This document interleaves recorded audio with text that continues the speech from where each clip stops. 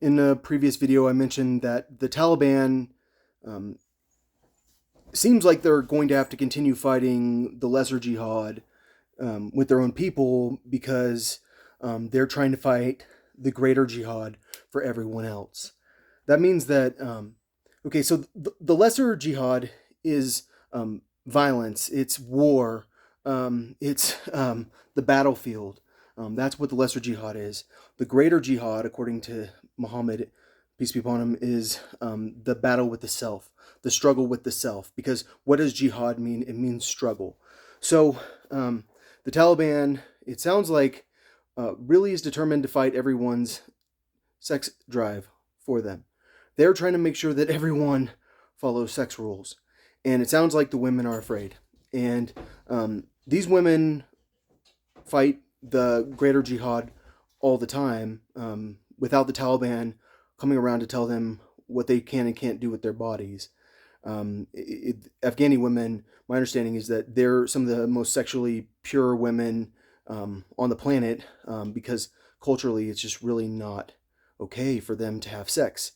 And so they are constantly shaping themselves into what the Quran thinks is a good person by struggling with themselves.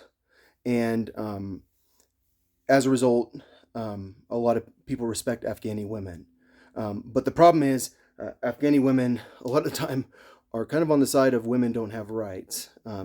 Okay, so when the Taliban has to fight the greater jihad, which means fighting war, and this time, and now they have to fight war with their own people in order to control other people's morals.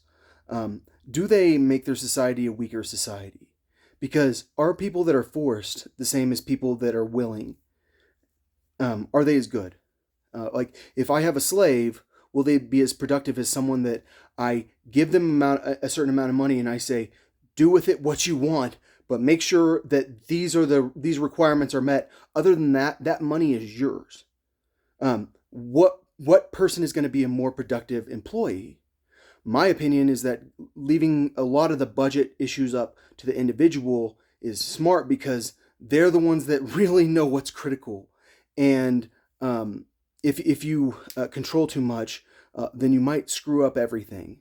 And that's the concern about the Taliban, is that they're going to screw up Afghanistan more than it's already screwed up. What they need to understand is that all of the economies right now are having some problems. Lebanon is in serious trouble with their finances, and it's not just Lebanon; it's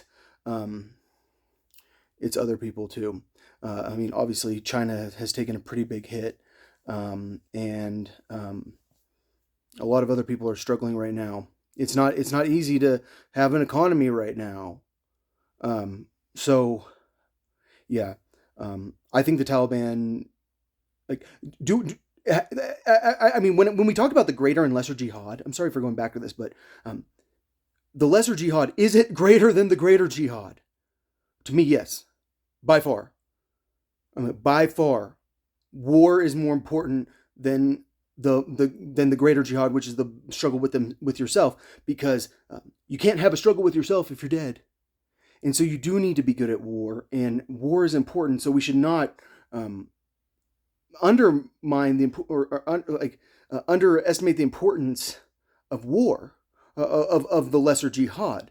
But all I'm saying is that when you're fighting the greater jihad for everyone, you cause more war, and you cause more fear, and you cause more sadness, and then you take away other people's ability to make themselves better. Because, like, I'm serious, it really does make a difference if someone decides for themselves what their morals are.